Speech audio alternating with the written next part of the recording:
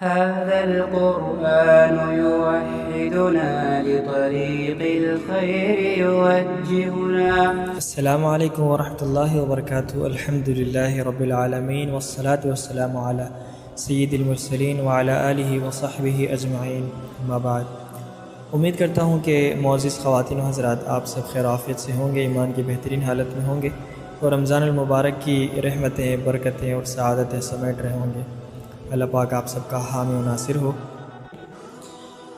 سورۃ البقرہ کا بقیہ حصہ جو تیسرے پارے میں منتقل ہو چکا تھا، آئیے آج ہم سنتے ہیں. سورۃ البقرہ میں اللہ پاک نے شریعت کے احکام بیان فرمائے تھے اور ساتھ ساتھ نبوت و رسالت کا موضوع بھی بیان کیا تھا. دوسرے پارے کے آخر میں آپ سن چکے تھے کہ خود رب کریم جل شانہ نے نبی کریم صلی اللہ علیہ وسلم کی رسالت اور نبوت کی گواہی دی، یہ کہتے ہوئے کہ بلا شبہ آپ ہمارے رسولوں میں سے ہیں. یہاں تیسرے پارے کے آغاز میں ان خصائص کا ذکر ہے جو بعض انبیاء علیہ الصلاۃ والسلام کو عطا کیے گئے ہیں. کسی کو سیادت اور قیادت یعنی کہ لیڈرشپ دی، جیسے کہ حضرت سلیمان علیہ الصلاۃ والسلام.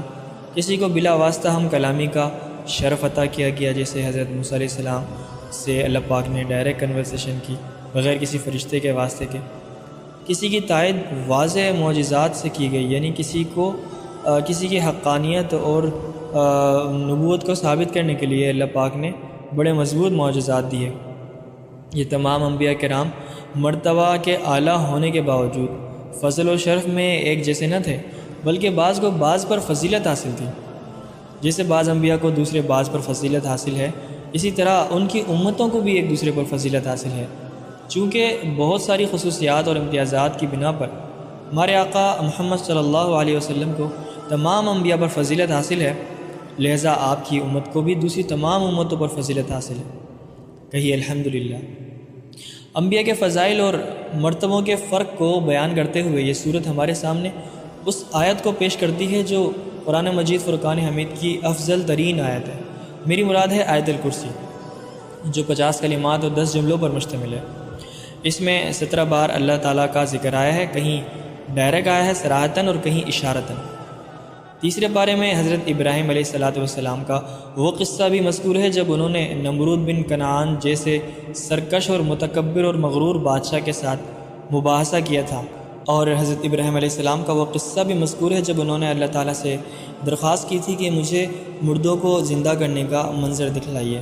اور یہ درخواست حضرت ابراہیم علیہ السلام نے صرف اپنے دل کے اطمینان کے لیے کی تھی کہ وہ دیکھنا چاہتے تھے کہ اللہ پاک کیسے زندہ کرتے ہیں مردوں کو. ایسا نہیں تھا کہ ان کو یقین نہیں تھا، ان کو یقین تھا اور انہوں نے اطمینان قلب کے لیے اللہ پاک سے یہ درخواست کی تھی. یوں ہی حضرت عزیر علیہ السلام کا قصہ بھی کہ ان کے دل میں ایک تباہ شدہ بستی کو دیکھ کر خیال پیدا ہوا تھا. جب انہوں نے ایک تباہ شدہ بستی دیکھی تو ان کے ذہن میں خیال گزرا کہ نامعلوم اس بستی کو دوبارہ کیسے زندہ کیا جائے گا. چنانچہ خود ان پر اللہ پاک نے 100 سال کے لیے موت طاری کر دی، پھر دوبارہ انہیں زندہ کیا گیا. اس طرح ان کو جواب مل گیا. سورہ بقرہ کے مطالعے سے معزز خواتین حضرات ہمیں پتہ چلتا ہے کہ اس صورت میں 5 جگہ احیاء موتیٰ یعنی کہ مردوں کو زندہ کرنے کا موضوع ذکر کیا ہے. وہ 5 جگہ کیا ہیں، آئیے آپ کو یاد دلاتے ہیں. اس مقتول کے واقعے میں جو گائے کا گوشت جسم کے ساتھ لگنے کے بعد زندہ ہوا تھا، ایک یہ بنی اسرائیل کے ان معاندین کے قصے میں جنہوں نے رؤیت باری تعالیٰ کا مطالبہ کیا تھا، یعنی کہ اس میں وہ قصہ بھی مذکور ہے جب حضرت موسیٰ علیہ السلام اپنی قوم بنی اسرائیل کے چند سرداروں کو ساتھ لے کر گئے تھے تاکہ وہ تورات حاصل کر سکیں. اور انہوں نے پھر جو ہے اس کو جو صحیفے جو دیے گئے تھے ان کو ماننے سے انکار کر دیا اور شرط لگا دی کہ جب تک ہم اللہ پاک کو براہ راست نہ دیکھ لیں تو ہم ایمان نہیں لائیں گے. تو اس طرح ان پر جو ہے اللہ پاک نے جو ہے ان پر موت طاری کر دی تھی.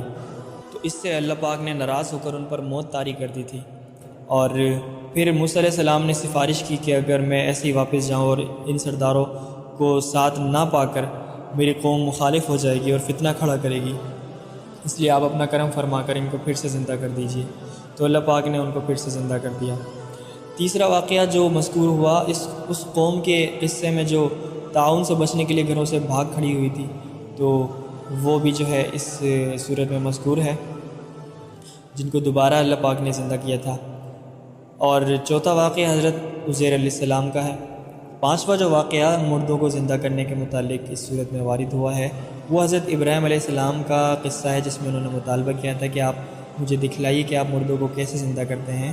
تو پھر اللہ پاک نے حکم دیا کہ ایک پرندے کو ذبح کر کے اس کے ٹکڑے ٹکڑے کر کے مختلف پہاڑوں کی چوٹیوں میں جو ہے رکھ دیں آپ، اور پھر پکاریں میرے نام سے، تو پھر وہ جو ہے زندہ ہو کر آپس میں جڑ کر اصلی حالت میں جیسے کہ وہ تھے، اڑتے ہوئے چلتے ہوئے آپ کے پاس دوڑے چلے آئیں گے۔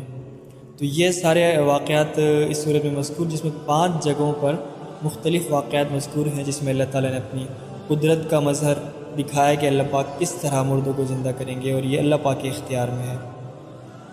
مذکورہ بالا مضامین اور عنوانات کے علاوہ سورہ بقرہ میں جو اہم مضامین بیان ہوئے ہیں وہ آئیے سنتے ہیں کیا ہیں۔ نمبر 1، دین اسلام انسانیت، انفاق فی سبیل اللہ، اخوت و محبت اور فضل و احسان کا دین ہے۔ انسانی فلاح کا کوئی پہلو ایسا نہیں ہے جس کی قرآن نے دعوت نہ دی ہو، وضاحت نہ کی ہو، نشاندہی نہ کی ہو، اور نیکی کا کوئی ایسا کام بالکل بھی نہیں بچا جس کی اسلام نے ترغیب نہ دی ہو۔ سورۃ البقرہ میں انداز بدل بدل کر انفاق فی سبیل اللہ یعنی کہ اللہ تعالیٰ کے راستے میں مال خرچ کرنے کی فضیلت بیان کی گئی ہے اور اس کے آداب بھی بتائے گئے ہیں۔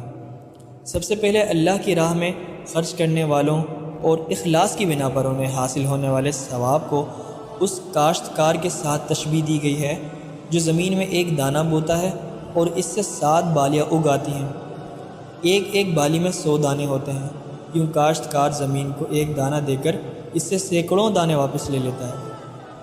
یہی حال اس شخص کا ہے جو اللہ تعالیٰ کی رضا کے لیے 1 روپیہ خرچ کر کے سینکڑوں بلکہ ہزاروں لاکھوں نیکیاں حاصل کر لیتا ہے، اور دراصل وہ جو مال خرچ کرتا ہے وہ خرچ نہیں ہوتا بلکہ وہ محفوظ ہو جاتا ہے۔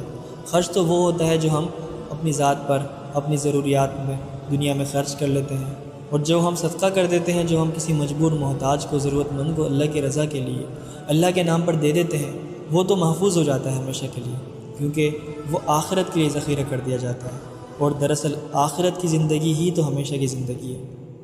تو اس کا مطلب یہ ہوا کہ جو مال ہم اللہ کے راستے میں خرچ کر دیتے ہیں وہ ہمیشہ ہمیشہ کے لیے باقی رہ جاتا ہے، اور جو مال ہم اپنی ذات پہ خرچ کرتے ہیں، اپنی ضروریات کے لیے خرچ کرتے ہیں، وہ فنا ہو جاتا ہے۔ صدقے کی مثال دیتے ہوئے اللہ پاک نے کہا کہ دوسری طرف وہ شخص ہے جو محض دکھاوے کے لیے صدقہ کرتا ہے، اسے اس کسان کے ساتھ تشبیہ دی گئی ہے جو اپنی فصل ایسی چٹان پر بوتا ہے جس پر مٹی کی ہلکی سی تہ بچھی ہوتی ہے۔ اگر تیز بارش ہو جائے تو مٹی اور بیج دونوں ہی بہہ جاتے ہیں، جس کی وجہ سے اس کی ساری محنت ضائع چلی جاتی ہے۔ تو ریاکار شخص، دکھلاوے کی خاطر صدقہ خیرات زکوٰۃ کرنے والے شخص کی مثال اسی کاشتکار سے دی گئی ہے کہ دنیا میں تو اس کو واہ واہ ہو جاتی ہے، شہرت ہو جاتی ہے، تعریف ہو جاتی ہے، لیکن وہ بس دنیا ہی میں رہ جاتی ہے، آخرت کے لیے اس کا کوئی ذخیرہ نہیں ہوتا۔ اس لیے اللہ پاک ہمیں محفوظ رکھے اور دکھلاوے اور ریاکاری کی صدقہ خیرات سے بچائے، اور ہمیں صدقہ خیرات اخلاص کے ساتھ کرنے کی توفیق دے۔ صدقہ خیرات کے شرائط اور آداب بیان کرتے ہوئے پھر فرمایا گیا کہ مناسب بات کہہ دینا، اچھی بات کہہ دینا اور درگزر کرنا یعنی معاف کر دینا اور کسی کے کام آ جانا ایسے صدقہ خیرات سے بہتر ہے جس کے بعد دل آزاری کی جائے۔ دوسرا حکم یہ دیا گیا کہ اے ایمان والو، اپنی کمائی میں سے اور جو ہم نے تمہارے لیے زمین سے پیدا کیا ہے اس میں سے بھی عمدہ چیز ہی خرچ کرو، اور ایسی ردی چیز اللہ کی راہ میں دینے کا ارادہ بھی نہ کرنا جو اگر تمہیں دی جائے تو تم کبھی نہ لو، سوائے اس کے کہ تم چشم پوشی کر جاؤ۔ دیکھیں کتنی بڑی بات ہے۔ آج ہماری جو حالت ہے، جو ہماری روٹین ہے ہماری زندگی کی، اس میں ہم چیک کریں خود کو کہ ہم جب کسی کو کوئی کپڑا اللہ کے نام پہ دے رہے ہوتے ہیں تو وہ دیتے ہیں جو سب سے گھسا پیٹا ہوتا ہے اور پہننے کے لائق نہیں رہا ہوتا۔ ہم کسی کو غریب کو کھانا دیتے ہیں تو سب سے پرانا درانا یا باسی شدہ، جو کہ اب ہم کھانے والے نہیں ہوتے۔ اسی طرح جب ہم کسی کارخانے سے تعلق رکھتے ہیں، ہم لوگوں کی، اگر ہم میں سے کسی شخص کی اگر کوئی فیکٹری ہے، کوئی کارخانہ ہے یا کوئی جو ہے دکان ہے، تو ہم جب زکوٰۃ نکال رہے ہوتے ہیں تو اس دکان، اس کارخانے سے سب سے پرانا مال چن کر زکوٰۃ نکال رہے ہوتے ہیں۔ تو یہ بات اللہ پاک نے پسند نہیں فرمائی، اللہ پاک فرماتے ہیں کہ اللہ کے راستے میں بھی وہ چیز دو جسے تم خود پسند کرتے ہو اپنی ذات کے لیے۔ یہاں ایک بات واضح رہے کہ اس کا یہ مطلب نہیں ہے کہ اگر کوئی چیز پرانی ہو گئی ہے اور اس کو ہم نہیں پہنتے تو اس کو دینا بھی نہیں چاہیے، اس کو ضائع کرنے سے بہتر ہے کسی غریب کو دے دیا جائے، یہ اچھی بات ہے، لیکن یہ ہمیشہ عادت نہ بنائی جائے۔ کبھی کبھی اچھا اور عمدہ کپڑا، کبھی کبھی اچھا اور عمدہ کھانا بھی غریبوں اور محتاجوں کو دے دینا چاہیے، تاکہ ہماری جو ہے نا صدقہ خیرات کرنے کی عادت جو ہے پختہ ہو جائے اور برقرار رہے، اور ہم اپنے نفس کو جو ہے یہ جو ہے لالی پاپ نہ دیں کہ یہ تو پرانا ہو گیا اب تو اس کو ویسے بھی پھینکنا ہے، کیوں نہ صدقہ خیرات کر دیں، کیونکہ مال جو ہے اس کی محبت دل میں ہوتی ہے، مال کی محبت انسان کے دل میں رچی بسی ہوئی ہوتی ہے۔ جب ہم عمدہ اور اچھا مال کبھی کبھی دے دیں گے اللہ کے راستے میں اور اس سے ہمارے نفس کو چوٹ پہنچے گی، یہ نفس کو چوٹ پہنچانا اللہ کی رضا کی خاطر، اللہ کی محبت کی خاطر، یہ اس میں بڑا انعام ہے، بڑا اجر ہے اس میں۔ تیسرا حکم یہ دیا گیا ہے کہ اگر تم صدقات اعلانیہ دو یعنی کہ کھلم کھلا دو تب بھی اچھی بات ہے، اور اگر تم چھپا کر ضرورت مندوں کو دو تو یہ تمہارے لیے زیادہ بہتر ہے۔ یہ تو تب ہے جب ہم کھلم کھلا جب صدقہ زکوٰۃ دے رہے ہیں اور اس میں ریاکاری نہیں ہے، دکھلاوا نہیں ہے، ہمارے دل میں شہرت اور واہ کی طلب اور ہوس نہیں ہے، تب تو کھلم کھلا بھی آپ زکوٰۃ اور صدقات دے سکتے ہیں اگر اخلاص آپ کے دل میں ہو تو۔ اگر اخلاص نہیں ہے، کھلم کھلا ریاکاری ہے، تب تو آپ چھپ کر ہی دو تاکہ آپ کے اندر غرور اور تکبر پیدا نہ ہو۔ اخلاص اور خلوص نیت کے ساتھ اگر کھلم کھلا بھی اگر زکوٰۃ صدقات نکالتے ہو تو یہ بھی ٹھیک ہے، بہتر ہے، لیکن اگر تم ضرورت مندوں کو چھپ کر بغیر دکھائے اگر ان کی ضرورت پوری کر دو تو یہ اس سے زیادہ بہتر ہے۔ خواتین و حضرات، سورہ بقرہ میں جو شرعی مسائل بیان کیے گئے ہیں ان میں ہمارے دور کا ایک اہم مسئلہ حرمت ربا یعنی کہ سود کا حرام ہونا بھی ہے۔ سود خوروں کو اس شخص کے ساتھ تشبیہ دی گئی ہے جو جنات اور شیاطین کے اثرات کی وجہ سے خبتی اور دیوانہ ہو جاتا ہے، پاگل ہو جاتا ہے۔ دنیا میں بھی سود خوروں کا حال خبتیوں اور پاگلوں جیسا ہے۔ قیامت کے دن وہ قبر سے یوں ہی کھڑا ہوگا۔ اس کے بعد سود پر ایسی وعید سنائی گئی کہ اس جیسی وعید کسی بڑے سے بڑے گناہ پر بھی نہیں سنائی گئی۔ ارشاد ہوتا ہے کہ اے ایمان والو، اللہ سے ڈرو اور لوگوں پر تمہارا جو سود باقی رہ گیا ہے اگر تم واقعی مومن ہو تو اسے چھوڑ دو، لیکن اگر تم نے ایسا نہ کیا تو پھر تمہارے لیے اللہ اور اس کے رسول کی طرف سے اعلان جنگ ہے۔ استغفر اللہ۔ ذرا سوچیں، غور کریں، کیا ہم بھی کسی سودی معاملات میں، سودی لین دین میں پھنسے ہوئے ہیں؟ اگر ہم اس سے جان نہیں چھڑاتے، جان بوجھ کر اس میں پڑے رہتے ہیں اور اس سے پیچھا نہیں چھڑاتے تو یقین رکھیں اللہ پاک نے قرآن میں کھلم کھلا کہہ دیا کہ اللہ پاک اور اس کے رسول کی اس کے ساتھ جنگ ہے جو سود خوری کرتا ہے اور سود کو نہیں چھوڑتا۔ اور تصور کریں کہ ایک عام دنیاوی بادشاہ ہم سے جنگ مول لے تو ہمارا کیا حال ہوتا ہے، اور یہاں تو خالق کائنات پورے جہان کا رب ہم سے جنگ کا اعلان کرتا ہے۔ اللہ پاک ہم سب کو سود کی لعنت سے بچائے اور ہماری زندگی کو اس کی لعنت اور اس کے وبال سے محفوظ رکھے۔ یہاں یہ امر قابل غور ہے کہ قرآن نے صدقہ کے فضائل و آداب بیان کرنے کے بعد سود کے نقصانات اور تباہ کاریاں بیان کی۔ اصل میں صدقہ اور ربا یعنی کہ سود متضاد نظام ہیں، دو الگ الگ سسٹم ہیں۔ صدقہ میں احسان، پاکیزگی اور تعاون کا جذبہ ہوتا ہے، جبکہ سود میں بخل، گندگی اور خود غرضی پوشیدہ ہوتی ہے۔ صدقہ میں دیا ہوا مال واپس لینے کی نیت نہیں ہوتی، جبکہ ربا میں تو اصل سے بھی زیادہ بڑھا چڑھا کر لینے کی شرط پہلے سے رکھی جاتی ہے۔ صدقے سے آپس میں محبت بڑھتی ہے، جبکہ ربا سے باہمی نفرت میں اضافہ ہو جاتا ہے اور بے چینی بڑھتی ہے۔ صدقہ کرنے والے کے لیے اللہ کی محبت کا اعلان ہے اور مغفرت کا وعدہ ہے، جبکہ سود خور پر لعنت بھی ہے اور اعلان جنگ ہے اللہ تعالیٰ کی طرف سے۔ سود کے نفسیاتی، اخلاقی، معاشی اور معاشرتی نقصانات اتنے واضح ہیں کہ اب سود کے حامی بھی دبی دبی زبان سے ان نقصانات اور وبال کا اعتراف کرنے لگے ہیں۔ سود کی حرمت کا حکم بیان کرنے کے بعد دین یعنی کہ قرض، تجارت، باہمی لین دین اور رہن کے احکام بیان کیے گئے ہیں۔ یہ احکام جس آیت کریمہ میں بیان کیے گئے ہیں وہ قرآن کریم کی سب سے طویل آیت ہے، جس سے ثابت ہوتا ہے کہ قرآن مالی معاملات کو کس قدر اہمیت دیتا ہے، اور یہ کہ اسلام دین اور دنیا، عبادت اور تجارت، جسم اور روح سب کو ساتھ لے کر چلتا ہے۔ یہ صرف مسجد اور مدرسوں تک مقید نہیں ہے، یہ ہماری زندگی کی ہر شعبے پر رہنمائی کرتا ہے، ہمیں گائیڈ کرتا ہے قدم قدم پر۔ اس آیت کریمہ میں جو حکام دیے گئے ہیں ان میں درجہ ذیل کچھ احکام یہ ہیں۔ نمبر 1، ادھار کے تمام معاملات میں تحریری دستاویز تیار کر لینی چاہیے۔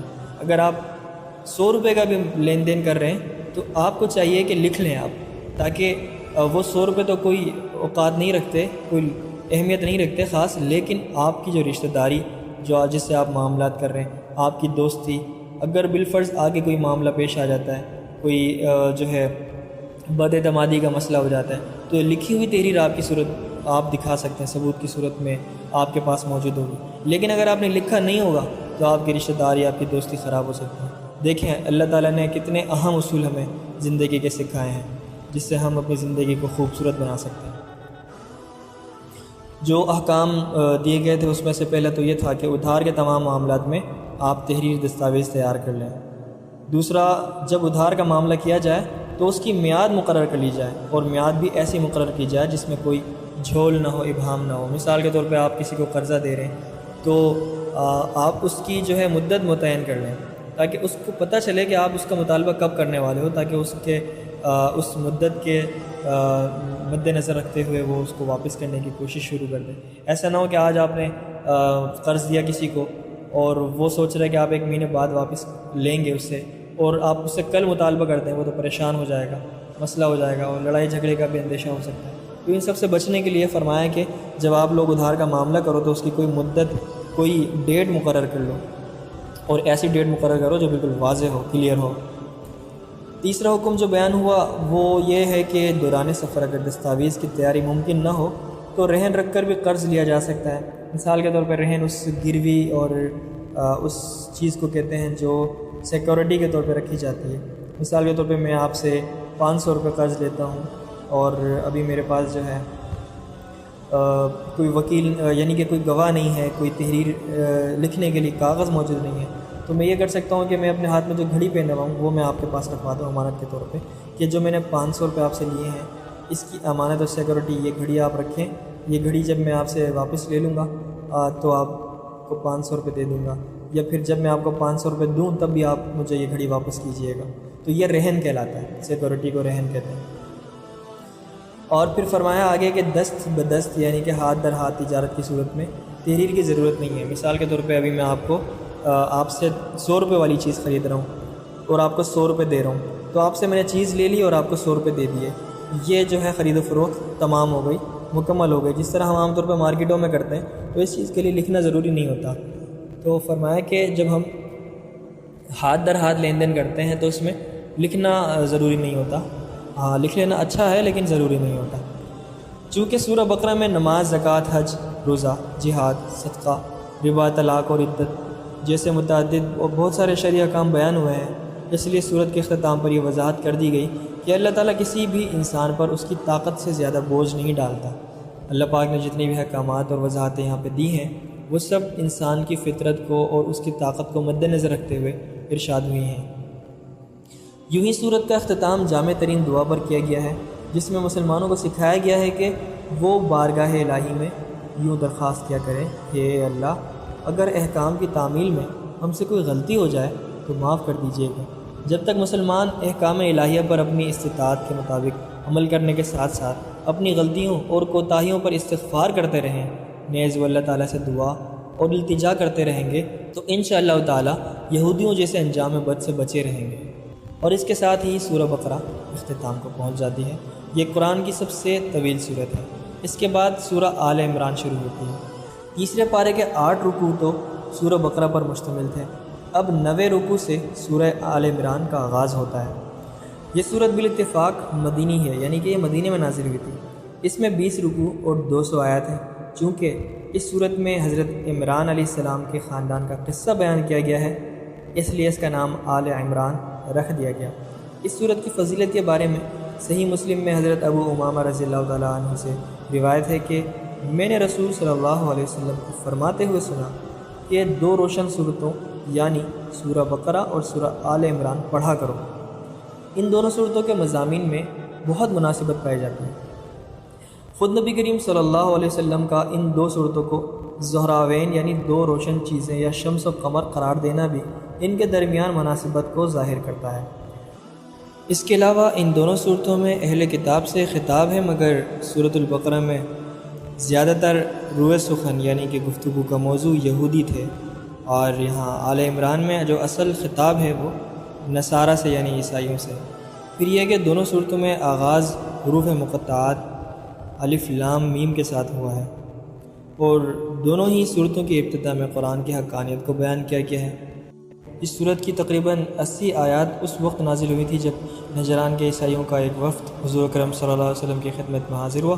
وفد کے شرکاء نے حضرت عیسیٰ علیہ السلام کے بارے میں نبی کریم صلی اللہ علیہ وسلم کے ساتھ مباحثہ کیا اور انہیں معاذ اللہ کا بیٹا ثابت کرنے کی کوشش کی، اور اس سلسلے میں ان آیات سے استدلال کیا جن میں حضرت عیسیٰ علیہ السلام کو اللہ تعالیٰ نے کلمۃ اللہ یا روح اللہ قرار دیا ہے۔ ان کے اس غلط استدلال کا یعنی کہ غلط دلیل پیش کرنے کا جواب دیتے ہوئے فرمایا گیا کہ اللہ کے کلام میں 2 قسم کی آیات ہیں۔ بعض آیات وہ ہیں جو اپنی مراد پر یعنی اپنے معنی پر دلالت کرنے کے لیے بالکل واضح اور کلیئر ہیں، ایسی آیت کو محکمات کہا جاتا ہے، اور قرآن کریم کا غالب حصہ یعنی کہ اکثر حصہ محکمات پر ہی مشتمل ہے۔ اور دوسری قسم کی آیت وہ ہیں جن کی حقیقی اور یقینی مراد اور معنی تو اللہ کے سوا کسی کو معلوم نہیں، یا جن میں کسی بھی قسم کا اشتباہ پایا جاتا ہے۔ اشتباہ یعنی کہ معنی کی کثرت۔ ایسی آیت کو متشابہات کہا جاتا ہے۔ جو حق کے متلاشی ہوتے ہیں وہ ہمیشہ محکمات کی پیروی کرتے ہیں، اور جن کے دل میں کجی، ٹیڑھ پن اور دماغ میں فطور ہوتا ہے وہ متشابہات کی غلط سلط تعویل کرنے میں لگے ہوتے ہیں اور ان کی مراد تک پہنچنے کی کوشش کرتے رہتے ہیں۔ کلمۃ اللہ اور روح اللہ جیسے الفاظ متشابہات کی قسم میں سے ہیں۔ ان متشابہات کی بنیاد پر شرکی عقائد کی عمارت کھڑی کرنا پانی پر نقش بنانے کے سوا کچھ نہیں۔ توحید اور ایمان کے دلائل بالکل واضح ہیں، ان کا انکار وہی شخص کر سکتا ہے جو بصیرت سے بالکل کورا ہو، جس کا دل اندھا ہو۔ اس کائنات کی ہر چیز یہاں تک کہ خود باری تعالیٰ، اس کے پاک فرشتے اور نیک علماء توحید کی گواہی دیتے ہیں۔ جیسے اللہ تعالیٰ توحید کی گواہی دیتا ہے، اسی طرح وہ اس بات کی بھی گواہی دیتا ہے کہ اس کے نزدیک پسندیدہ دین صرف اور صرف اسلام ہے۔ یہود و نصارہ کا اس کی حقانیت کے بارے میں جھگڑا کرنا سوائے کفر و عناد کے اور کچھ نہیں۔ اگلی آیت میں مسلسل اہل کتاب کی مذمت کی گئی ہے اور ان کے جرائم بیان کیے گئے ہیں۔ یہی ہیں جنہوں نے انبیاء کو قتل کیا، خون ریزی کی، اللہ کے نیک بندوں پر مظالم اٹھائے۔ مسلمانوں کو سمجھایا گیا ہے کہ وہ مومنوں کو چھوڑ کر کافروں کو دوست نہ بنائیں۔ آیت نمبر 28۔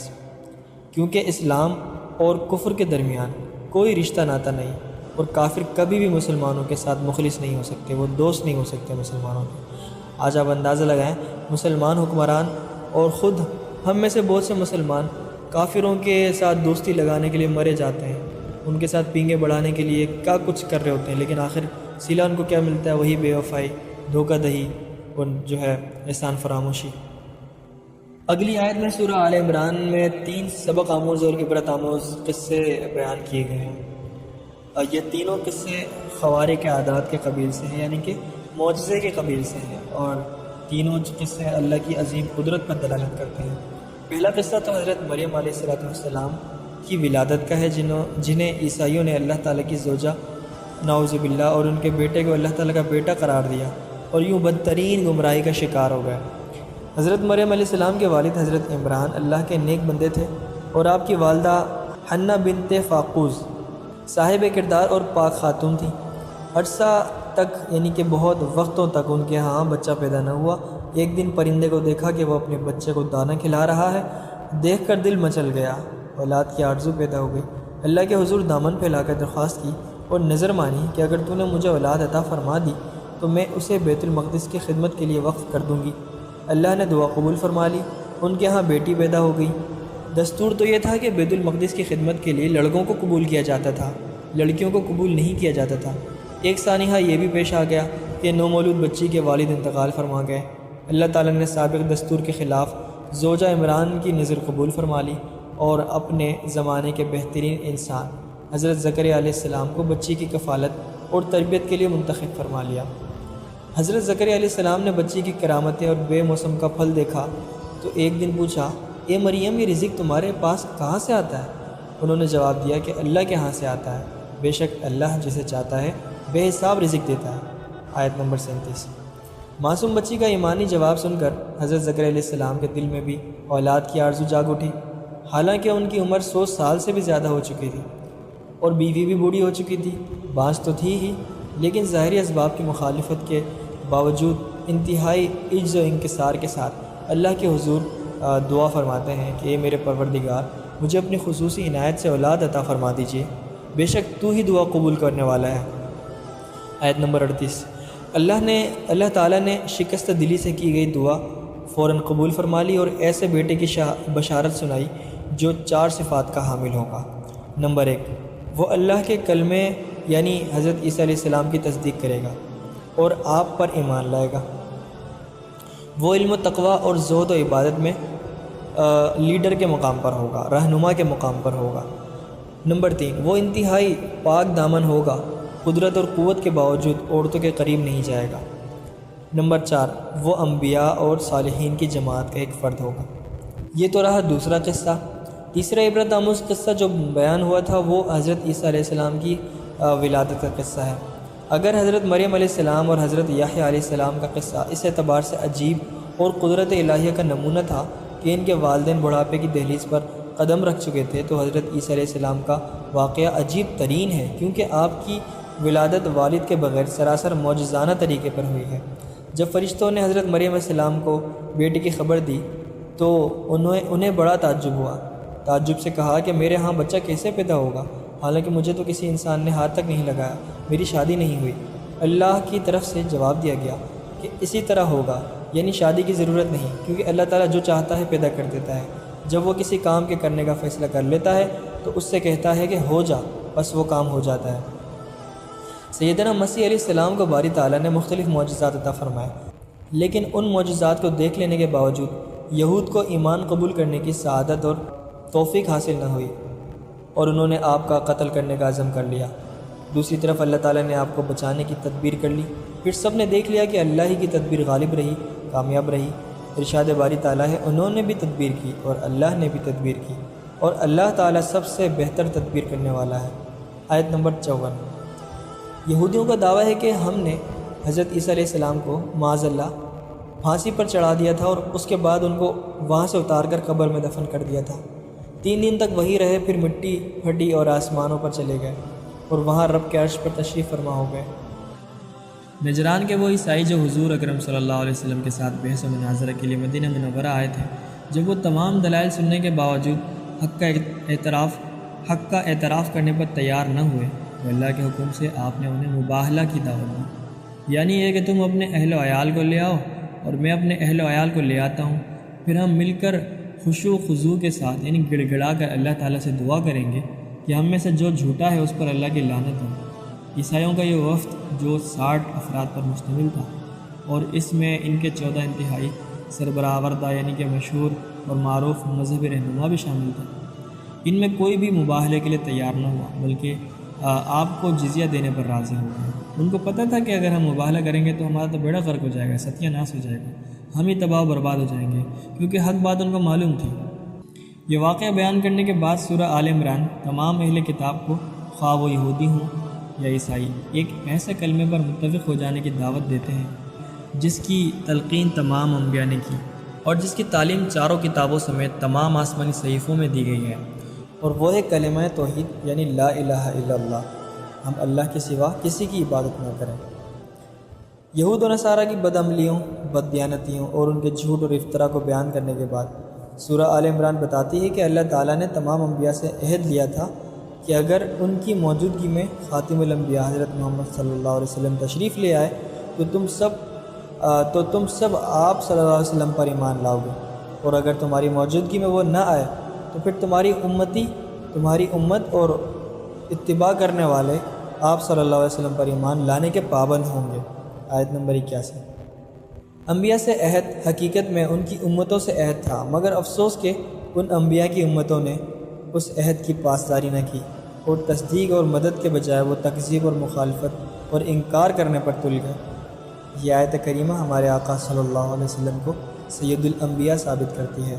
تیسرے پارے کے اختتام پر اس بات کی وضاحت کر دی گئی ہے کہ ایمان اور کفر دو ایسی ضدیں ہیں، دو ایسی اپوزٹ چیزیں ہیں جو جمع نہیں ہو سکتی۔ اس لیے ان لوگوں کی سخت مذمت بیان کی گئی ہے جو ایمان سے مرتد ہو جاتے ہیں، ضلالت کو ہدایت پر ترجیح دیتے ہیں، اور جن کا حالت کفر میں انتقال ہو جاتا ہے۔ انہی مضامین کے ساتھ سورہ آل عمران جو ہے، سورہ آل عمران کا جو حصہ تیسرے پارے میں ہے وہ ختم ہو جاتا ہے، اور چوتھا پارہ شروع ہوتا ہے جو کہ سورہ آل عمران کے بقیہ حصے پر مشتمل ہے۔